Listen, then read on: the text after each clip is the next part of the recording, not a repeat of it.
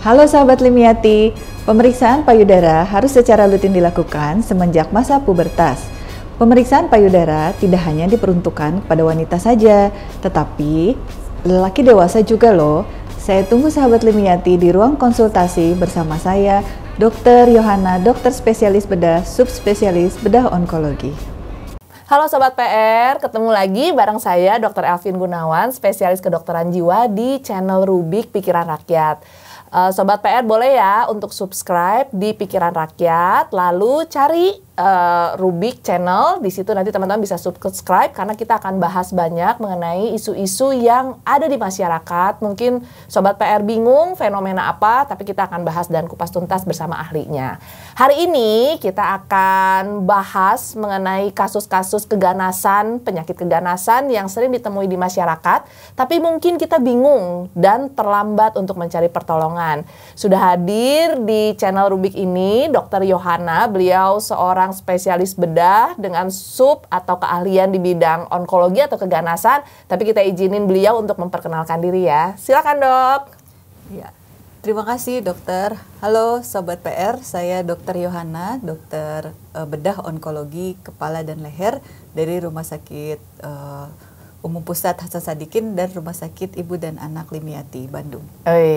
Dok, onkologi itu apa dok? Mungkin masyarakat tuh bingung, Sobat PR nih apa sih onkologi gitu? Karena biasanya kan taunya keganasan, cancer. Ya, nah kalau onkologi ini apa sih dok sebenarnya? Cabang ilmu apa? Nah itu dia ya, memang kata-kata bedah onkologi itu kayak enggak familiar ya di telinga gitu. Jadi sebenarnya bedah tumor, kita bilang tumor. Tumor. Apa sih yang disebut dengan tumor gitu ya? Dok kan suka bingung ya. Apa sih tumor gitu? Tumor itu adalah benjolan yang tidak normal. Karena di tubuh kita ini sebenarnya ada benjolan juga ya dok ya. Benjolan.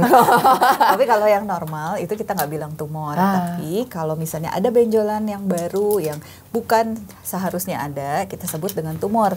Dan tumor itu nggak sama dengan kanker loh dok. Nah jadi jangan kaget ya, kadang Sobat PR tuh kan kalau dibilang dokternya tumor langsung gedewasnya dok gitu, kayak aduh betul. Gitu. Jadi semua benjolan yang baru yang tumbuh gitu ya kita sebut dengan tumor yang seharusnya tidak ada.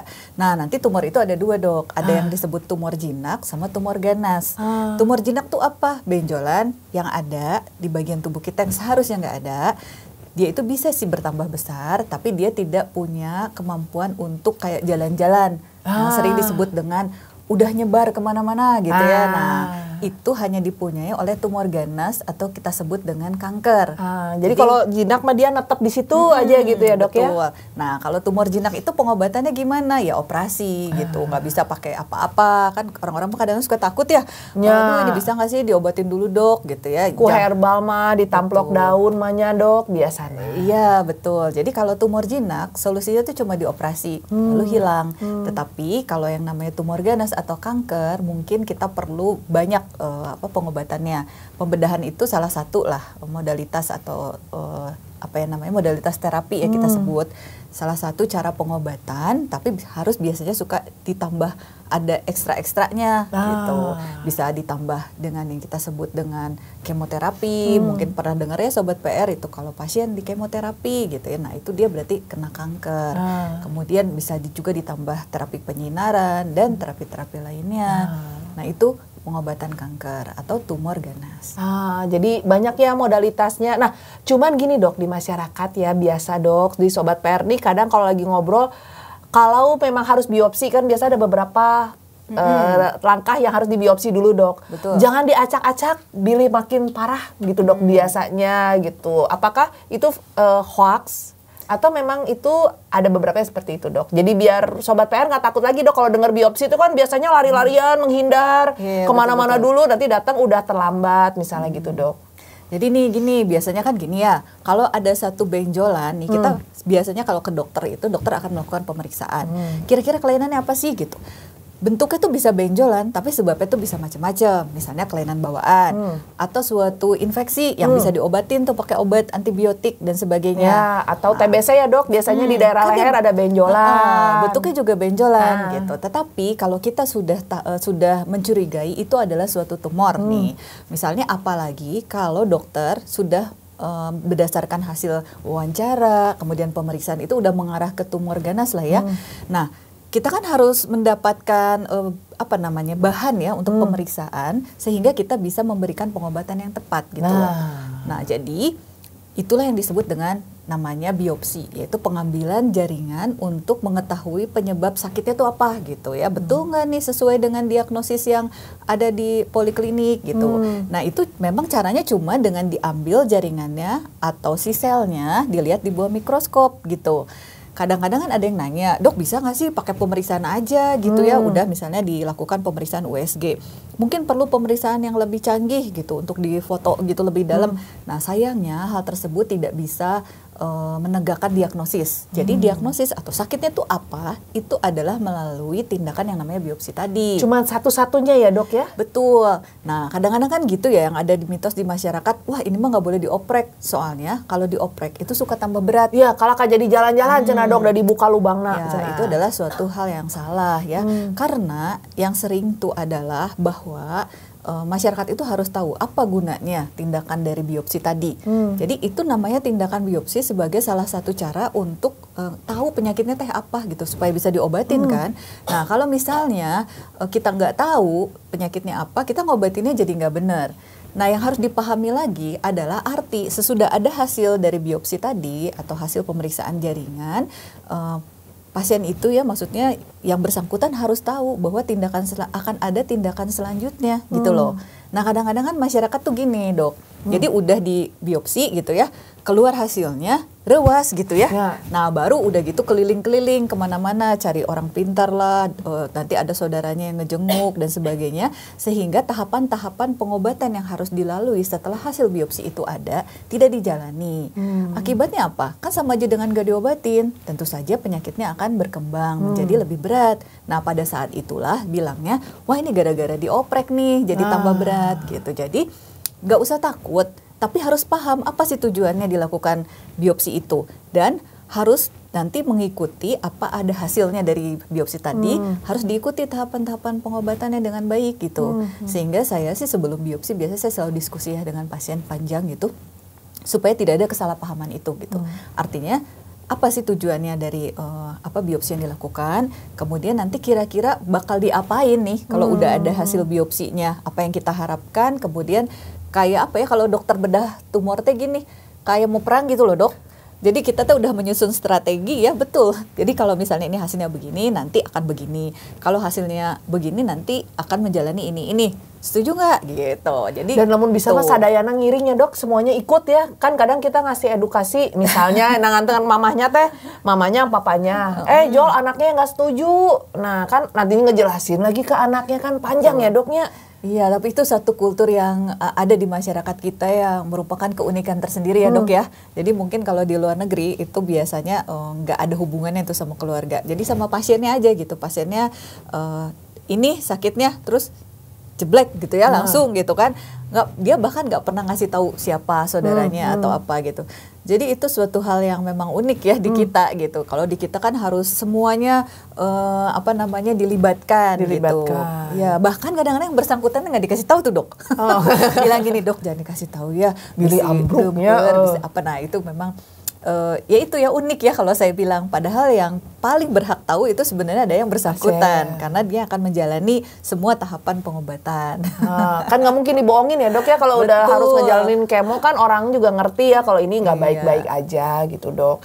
Dok kalau misalnya ini ada lagi waktu kita mau launching mengenai suatu penyakit keganasan ini ada yang nanya sih dok.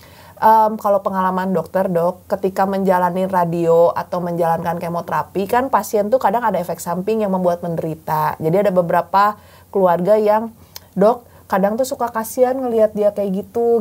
Padahal kalau misalnya memang prognosisnya atau hasil akhirnya nggak begitu baik kan, ya udah aja lah meninggal dengan tenang, nggak sakit, nggak harus mengalami segala macam seperti ini gitu. Kalau seperti itu, menurut dokter seperti apa dok? Pengalaman dokter mungkin ternyata ada yang melewati, setiap pasien melewati fase itu, tapi berhasil juga kok untuk sembuh, berhasil juga untuk tetap fungsional, atau memang lebih banyak yang akhirnya ya end life disease gitu dok? Atau seperti apa? Itu tuh dok, artnya tuh ngobatin pasien kanker ya. Jadi pertama kan kita harus tentukan dulu. Jadi mungkin Sobat PR tahu ya ada yang disebut dengan stadium gitu ya. Jadi semakin awal stadium, makanya yang paling penting nih yang juga lagi pemerintah galakan adalah sekarang deteksi dini. Deteksi dini. Nah, jadi tahu dari awal ketika si tumor ini kecil, bahkan ketika belum bergejala. Kan kalau di kita mah kadang ini tapi nggak kerasa apa-apa gitu, kok malah dioperasi, ntar dioperasi kok malah jadi sakit, atau abis itu di kemo tuh ternyata jadi nggak bisa bangun dari tempat tidur, muntah-muntah gitu ya. Nah itu, jadi semakin awal stadiumnya maka harapan sembuhnya akan semakin tinggi. Dalam mengobati kanker memang kita harus melibatkan kayak multidisiplin tadi. Jadi dokter-dokter nih ya, dokter juga kan termasuk di dalam tim ya, sehingga memang untuk first attach mungkin ketemunya sama kita nih, tapi kita tuh harus kayak bisa tahu kebutuhannya apa sih gitu ya. Kan jadi tipe-tipe pasien tuh ada yang ada beberapa tahap ya dalam misalnya menghadapi suatu diagnosis. Jadi kan pasti ada yang namanya shock dulu ya, denial dulu, tahap grieving ya dok ya.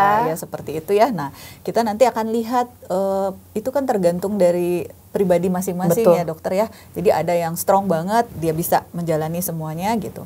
Nah terus memang di satu titik itu ada yang namanya stadium-stadium akhir yang tadi dokter bilang ya, sehingga mungkin goalnya nggak terlalu banyak. Nah ini artnya kita juga, karena kan di sini kita bukan kesembuhan lagi ya tujuannya, tetapi memperbaiki kualitas hidup.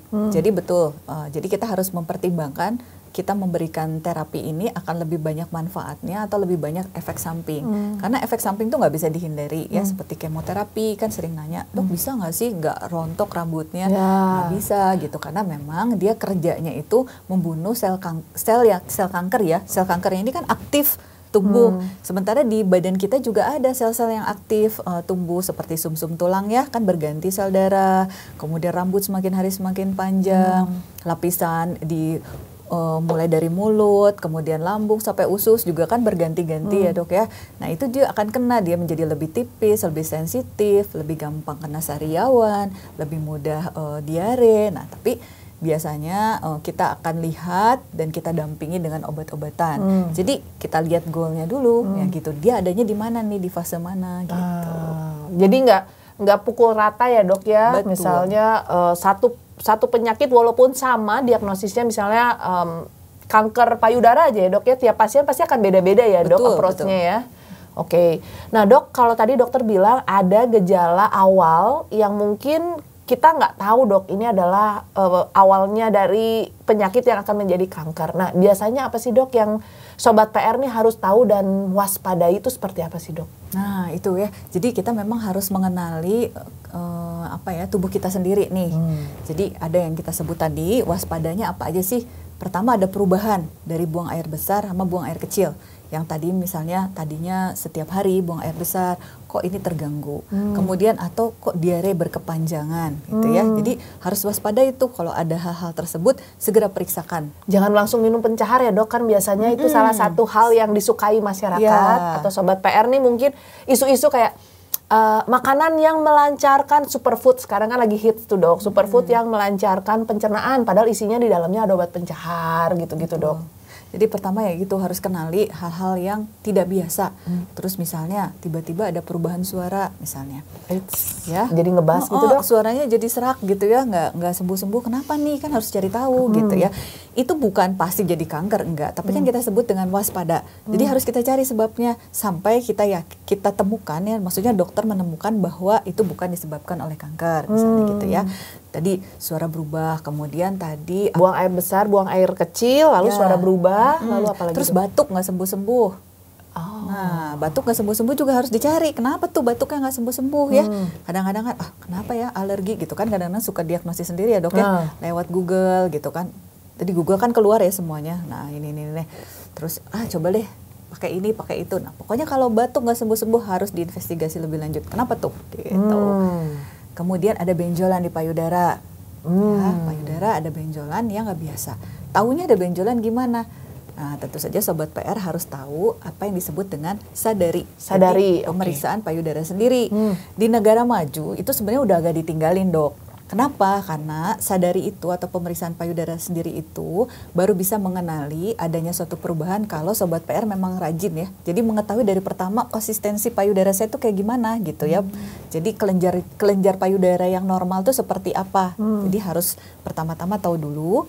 Kemudian biasanya kalau sudah teraba atau palpable, paling tidak benjolan itu udah sekitar 1 cm gitu. Boleh dicek mungkin. Yang dicek apakah setiap mandi dok dengan mindfulness kan kadang kalau mandi cuma saset gitu dok. Ya jadi kalau pemeriksaan payudara sendiri itu sebenarnya sudah diperkenalkan ketika para remaja putri ya mengalami haid yang pertama ya atau kita sebut dengan menarche gitu ya. Nah dia harus sudah mulai kenal tuh payudaranya seperti apa. Nah soalnya payudara gadis, payudara ibu-ibu sama nenek-nenek beda ya dok. Ya, hiji mangges masih kenceng, yang satu mangges rayutnya dok. Waduh.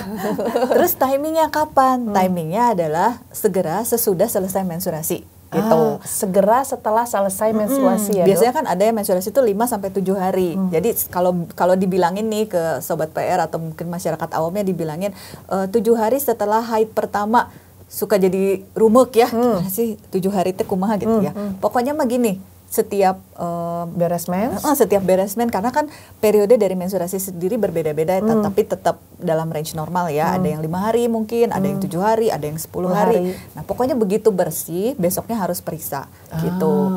Caranya gimana? Caranya gimana dok? Caranya ya pasti bajunya harus dibuka semua ya. Kan pemeriksaan payudara sendiri ya, bukan payudara tetangga atau payudara. Atau coba tolongnya tong alasannya rek meriksa tetangganya atau payudara. Jadi ya diperiksa sendiri gitu ya. Pertama dilihat, dikenali bentuk payudara tuh kiri kanan sama enggak gitu ya. Kemudian biasanya kita suruh angkat tangannya ke atas gini dok untuk ngelihat. Kenapa? Nah kalau misalnya nenek-nenek kan udah rada burayut ya, atau misalnya ibu-ibu nih siga saya gitu ya, kadang-kadang puting susunya tuh udah ke bawah ya dok. Nyada di budaknya dok. Iya, jadi sehingga kalau kita nggak mengangkat tangan, kadang-kadang kita miss di yang di bawahnya itu loh. Yang ya, di bagian bawah ya. Jadi memang harus diangkat tangannya. Kemudian ada gangguan nggak pada saat mengangkat tangan, kemudian ada perubahan nggak dari warna kulit, kemudian ada benjolan atau apa gitu ya. Atau kayak yang kulit jeruk ya dok, dulu kalau waktu saya sekolah ya ada perubahan tekstur di kulit. Nah, apa namanya bentuk dari kulit ya. Tapi itu dulu kita lihat kiri kanan. Memang biasanya nih kadang-kadang ya beberapa remaja putri udah mulai aware sih. Kok kiri kanan saya nggak sama sih dok? Gitu. Nah normalnya memang nggak sama sih. Coba perhatiin. Oh ya gitu? Iya sama, laki-laki juga sama ya. Kantung kemaluan tuh nggak sama loh kiri kanan dok. Kalau diperhatiin pasti ada yang lebih tinggi sebelah gitu ya. Tetapi kalau dia tidak berbeda lebih dari 20% masih kita sebut variasi anatomi gitu ya. Jadi asal jangan gede banget sebelahnya. Nah itu harus dicari ada apa nih gitu ya. Kenapa kok beda sebelah gitu. Kemudian lakukan pemeriksaan, biasanya posisinya itu berbaring. Berbaring terus si pundaknya diganjal bantal. Kemudian lakukan pemeriksaan dengan menggunakan ini perut jari melingkar dari puting susu keluar ya, terus aja sampai batasnya, batas payudara teh di mana? Ini yang atas itu di bawah tulang selangka ya. Selangka ini ya yang ada tulang di leher ini ya, di sini. Yang lata. Terus yang di tengahnya itu ini namanya tulang dada tengah ya atau sternum ya bahasa kedokterannya. Kemudian sampai lipat ketiak. Nah di bawah sampai mana? Sampai garis BH. Nah itu adalah semua wilayah dari jaringan kelenjar payudara. Jadi kita harus melakukan pemeriksaan itu. Kalau searching di internet, ada yang melingkar, ada yang zigzag gitu ya. Sebenarnya sih mau pilih cara apa aja boleh. Yang penting jangan sampai ada bagian yang miss gitu. Ya. Yang penting semua area kena tadi ya dok ya. Yang di tulang ini, tulang sternum tengah sama garis BH. Iya. Kemudian juga dilihat puting susunya ya. Pada beberapa kasus memang ada puting susu yang nggak keluar tuh dok. Kan sering tahu ya, biasanya ibu-ibunya juga ada mengalami kesulitan ketika menyusui. Tetapi yang harus diwaspadai adalah yang tadinya nggak ada tuh puting susunya bagus-bagus aja tiba-tiba masuk. Nah, terus nggak kembali lagi. Nah, itu berarti ada suatu proses di situ, atau ada keluar cairan dari puting susu di luar waktu menyusui. Nah, kalau waktu menyusui makan wajar ya, pasti keluar ASI. Tapi kalau di luar waktu menyusui, nggak lagi menyusui, keluar cairan, entah itu warnanya putih, coklat atau kemerahan gitu ya, itu kita harus hati-hati. Gitu. Sama satu lagi, jangan lupa periksa juga di atas tulang selangka ini, sama di ketiak. Gitu. Ketiak ya dok ya. Ada benjolan nggak gitu. Nah Gimana cara mengenalinya? Ya itu mengenalinya kalau udah tahu konturnya gitu. Jadi kadang-kadang kan suka banyak tuh yang datang, dok, aduh kok saya jadi nggak enak ya payudaranya. Gitu. Ada benjolan nggak? Tuh nggak tahu ya dok ya, rasanya benjol semua gitu ya. Itu berarti tidak belum familiar lah, belum kenal. Karena yang kenal payudara kita ya harusnya kita sendiri ya, gitu. Jadi itu salah satu cara deteksi dini dari benjolan di payudara gitu loh dok. Kalau baru menyusui juga, tapi jangan tertukar ya, ibu-ibu baru yang lagi menyusui kan kadang ada benjolan di ketiak juga ya dok, yang nanti setelah menyusui biasanya dia hilang juga sih gitu. Itu termasuk nggak dok? Biasanya nanti mak kan khawatir tuh kadang kan kalau habis menyusui, lagi menyusui itu kan payudara tuh konturnya agak ada yang keras dan yang lain-lain gitu dok. Ya memang kalau lagi menyusui itu rada challenging nih dok. Betul. Jadi memang ada beberapa nih kelainan yang terjadinya pada saat menyusui. Buat dokter itu juga jadi ini karena memang ada ASI yang tersumbat atau sebelumnya memang sudah ada benjolan, terus dia baru notice ketika sedang menyusui, misalnya kayak gitu ya. Tapi apapun juga, kalau ada keraguan-raguan, jangan ragu untuk konsultasi ke dokter. Ditunggu nih di Rumah Sakit Ibu dan Anak Limiati. Ya. Jangan menterapi sendiri kan. Kadang ada yang dihajar, dipijat sampai keras banget dengan harapan, ini mah jika nggak ganjel gitu dok. Betul. Jadi memang harus kenal juga sih payudara itu seperti apa. Kemudian yang kita sebut masas payudara ketika sedang menyusui itu nggak usah kalau orang Sunda bilang satekar kebek gitu ya, nggak usah, karena kadang-kadang tuh abis masas payudara terus nangis. Nyeri dong, itu tuh nyeri pisan dan dihabekan dok, kadang sampai. Saya selalu bilang ya nggak usah seperti itu gitu, tapi lakukannya dengan intens, artinya diulang lagi pada sore harinya sebelum mandi gitu ya. Jadi jangan terlalu ambisi untuk ingin segera rilis ya, tapi lakukan saja intens gitu, dan ya pasti nanti akan baik gitu ya, tanpa perlu berseduh-sedan atau nangis gitu. Saya ngerasain dok, eta nepi ka ceurik ngabur, aduh kieu-kieu teuingnya menyusui teh gitu. Nah dok, tadi selain itu ada lagi nggak dok yang waspada tadi? Satu lagi yang sering ditanyakan ke saya nih, andeng-andeng. Ya, kalau ada andeng-andeng gini di wajah apa di mana gitu ya, ini tuh bahaya apa enggak gitu ya. Atau di punggung ya guys biasanya. Nah itu yang susahnya tuh dok. Jadi kan kalau di daerah wajah kita ngelihat ya, kalau di daerah kulit. Nah tapi kalau di daerah-daerah kayak punggung, kemudian lipat-lipat belakang tuh kadang kan agak susah ya ngelihatnya. Paling bebek nah dok, nu ningali kan nggak mungkin. Ada metodenya namanya sakuri. Jadi pemeriksa kulit sendiri. Dengan menggunakan cermin. Jadi cerminnya di depan dan cermin di belakang. Gitu ya. Jadi ada 2 cermin gini sehingga kita bisa lihat tuh. Nah itu juga harus dilakukan secara teratur. Cuma waktunya memang nggak seperti kayak tadi ya. Kalau pemeriksaan payudara itu kan tadi setelah selesai menstruasi ya, pada yang masih menstruasi. Terus kalau yang udah nggak mens gimana? Misalnya karena sudah diangkat rahimnya dan sel telurnya gitu ya. Nah itu dia harus tentukan sendiri. Atau ibu-ibu yang udah menopause ya, apakah saya sudah tidak usah periksa lagi payudara? Nah enggak. Pemeriksaan payudara itu akan berlangsung seumur hidup, karena risiko terjadinya kanker payudara bertambah dengan bersejalan bertambahnya usia gitu. Jadi kalau udah nggak mens bukan berarti nggak berisiko ya, tetap ada gitu. Jadi gimana cara meriksanya? Tentukan sendiri tanggalnya, saya selalu bilang. Dan kalau bisa jangan berubah-ubah gitu. Misalnya saya mau periksa setiap tanggal 1, ya udah setiap tanggal 1 tuh periksa gitu. Karena kalau misalnya dibebaskan gitunya dok, udah gitu teh lupa ya, pasti kan kita teh kegiatan. Iya betul. Jadi kalau misalnya awal bulan tuh kan kalau awal bulan kan gajian. Jadi atau gitu. pas syarat merenya dong akhir bulan pas susah-susah hirup gitu. Ya pokoknya tentukan sendiri tanggalnya dan harus konsekuen. Nah kalau pemeriksaan sakuri atau pemeriksaan kulit sendiri ini memang periodenya nggak ada secara jelas ya di textbook, tetapi itu paling tidak dilakukanlah seperti medical check up itu ya 6 bulan sekali ya, kita cek sendiri nih pas lagi nganggur-nganggurnya, selesai mandi ya, kan memang harus rada bulucun ya, lagi nggak pakai baju karena kita harus lihat semua tuh gitu. Kapan kita nih curiga di jangan-jangan nih ini bahaya nih. Jadi ada yang kita sebut ABCDE, tumor ganas kulit.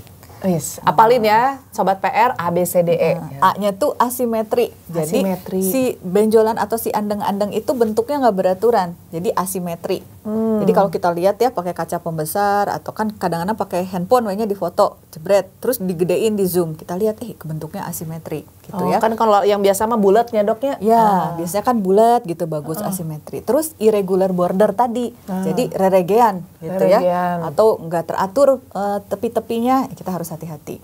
Kemudian C-nya adalah color. Jadi si warnanya teh macam-macam gitu. Ada yang warnanya hitam, coklat, merah gitu ya. Di satu ini ya dok? Di satu lesi. Di satu lesi ya. Itu A, B, C kan. D-nya gimana? Diameternya. Diameternya lebih dari 5 mili. Nah, jadi harus diukur ya pakai penggaris gitu. Kalau misalnya andeng-andeng gede nih, lebih dari 5 mili. Nah, hati-hati gitu ya diameter. Dan terakhir adalah evolution. Evolution tuh tiba-tiba dia jadi ngegedein, membesar, atau tiba-tiba ada perdarahan dari si andeng-andeng teh gitu. Kadang-kadang ada juga yang suka nanya, ini teh kok jadi sering gatel misalnya ya. Nggak ada sih sebenarnya, tapi kita bisa lihat kalau misalnya dia cepet gedenya, tambah lama tambah besar, kemudian tiba-tiba jadi kayak berdarah. Nah, itu kita harus waspada, jangan-jangan dia sudah berubah sifatnya atau dia bukan merupakan andeng-andeng biasa yang harus segera ditindaklanjuti. Gitu. Tong jahilnya doknya biasanya kan jahilnya si tangan teh kalau udah keluar sesuatu, wah beki dipencet, beki hot cenah. Ya, itu tuh dok. Jadi salah satunya itulah ya kalau tumor kulit.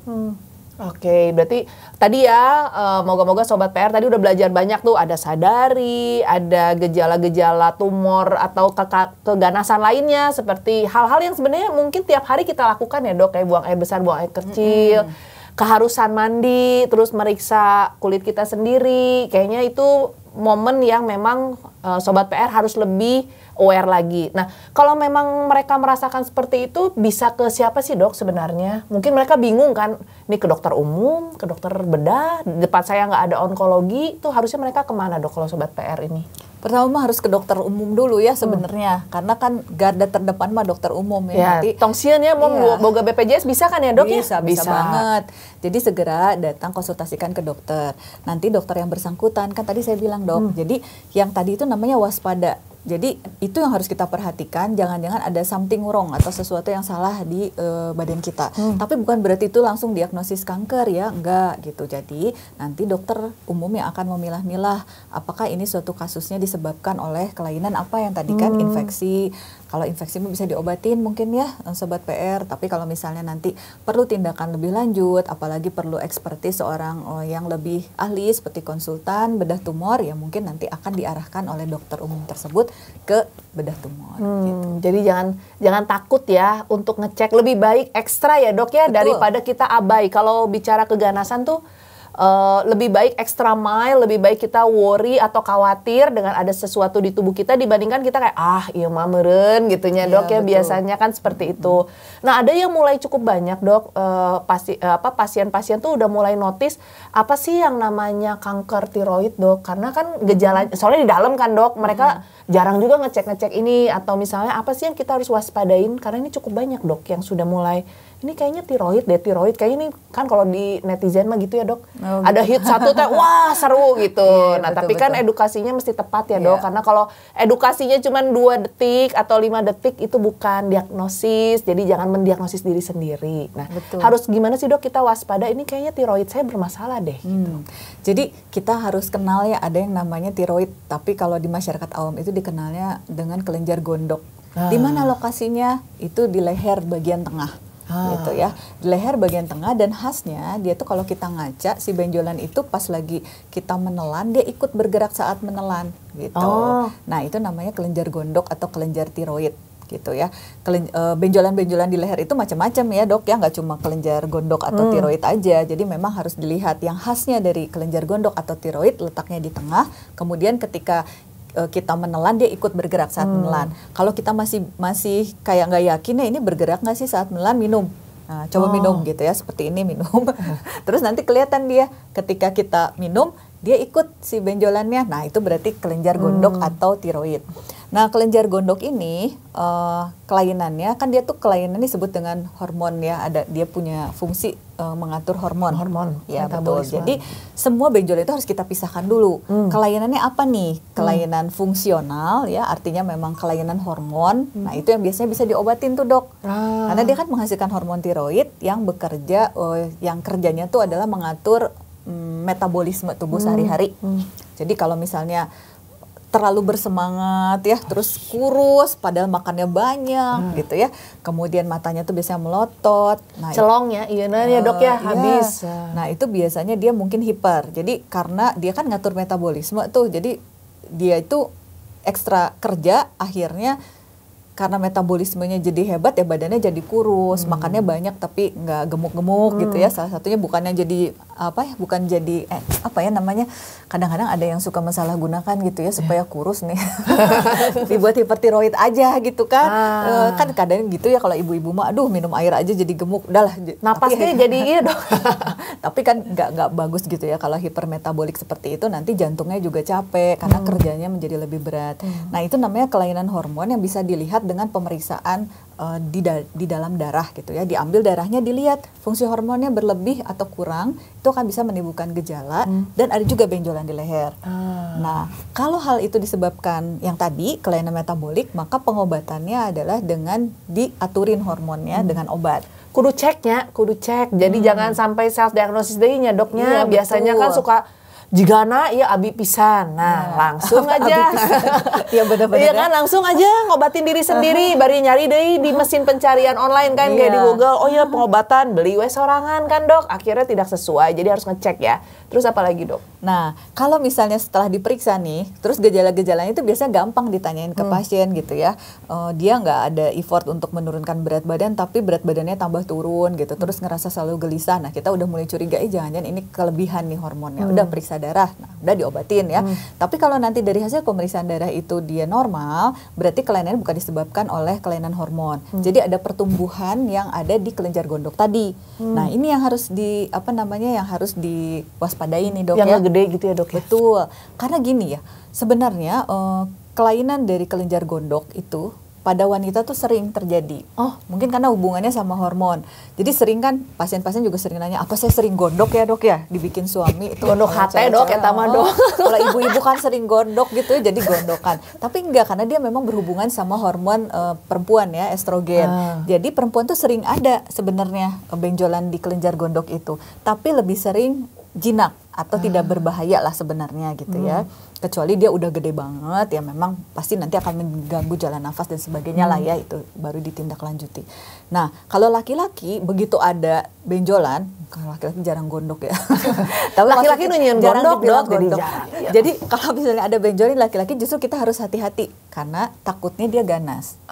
Epidemiologi aja gitu, laki-laki tuh jarang ada benjolan di kelenjar gondok, tapi sekalinya ada kita harus waspada karena kemungkinan risiko keganasannya tinggi dibandingkan perempuan gitu ya. Jadi sudah diatur sih memang sedemikian rupa.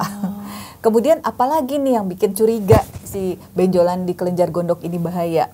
Yang tadi ada perubahan suara, jadi suaranya serak gitu ya. Kemudian ada gangguan ketika menelan gitu, ada yang rasanya nyangkut atau nyangkut gitu ya. Tengareunahun meureun ya dok, kayak ganjel gitu nya dok. Terus ada gangguan jalan nafas, itu paling gampang ditanya sama teman tidurnya ya. Suka ngorok nggak gitu, tapi bukan selalu ya kalau orang ngorok itu disebabkan oleh kanker. Tapi kalau dia ada benjolan di leher, kemudian dia udah mulai ngorok, berarti kan udah ada gangguan di saluran nafas. Nah, itu salah satu yang harus kita waspadai, jangan-jangan dia sudah salah satu gejala kanker tiroid gitu ya. Kemudian selain benjolan di tengah, ada juga benjolan di pinggirnya gitu. Di sini. Ya, di leher samping ya. Biasanya itu merupakan anak sebar dari si benjolan yang di sini nih. Udah nyebar berarti itu dok? Iya, kita sebut ke kelenjar getah bening namanya.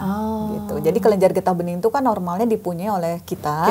Dia tuh aktif kalau misalnya tubuh kita lagi diserang sesuatu ya, apakah itu misalnya infeksi, kadang batuk pilek juga kan bisa ya bikin kelenjar getah bening itu besar. Nah, kalau di sininya di kelenjar gondok ini ada benjolan, kemudian di sebelahnya juga ada benjolan. Nah, kita harus hati-hati. Apalagi kalau benjolan itu keras gitu, dok. Baik dok. Mulai sekarang semua ngecek kali ya dok ya. Jadi kalau malam lagi pilotok, bari pegangan iya nya dicepengan ya kabogoh tehnya gitu, diliatin ya dok, daripada marah-marah terusnya dok. Tapi gitu, dokter bener loh dok. Maksudnya saya tuh pernah loh ketemu pasien ya, tanya keluhannya apa, katanya benjolan di payudara. Terus saya tanya udah berapa lama, dia nanya sama yang pacarnya gitu, udah berapa lama ya? Gitu. Pacar atau salaki dong? Enggak, sama saya ditanyain kan, ini siapanya, suaminya apa pacarnya? Kata dia, bukan, ini teman dekat. Gitu, tapi semuanya ditanya gitu, berapa lama ya? Terus saya tanya, keras nggak sih? Wah, ini teman dekat tapi kayaknya dia punya jiwa dokter kali dok. Jadi dia bantu periksain. Iya, mungkin udah pernah diperiksa kali ya sebelumnya. Kayaknya dia duta ini ya keganasan ya. Jadi dia saya belajar. Jadi setiap yang saya kenalin akan saya periksa gitu dok. Iya, itu sekedar intermezzo di kamar praktek gitu ya. Jadi dokter kadang stres juga loh di kamar praktek gitu ya. Kamu ya Allah. Iya, tapi kan kalau kayak gitu jadi ada kayak hiburan-hiburan lucu-lucunya juga gitu ya.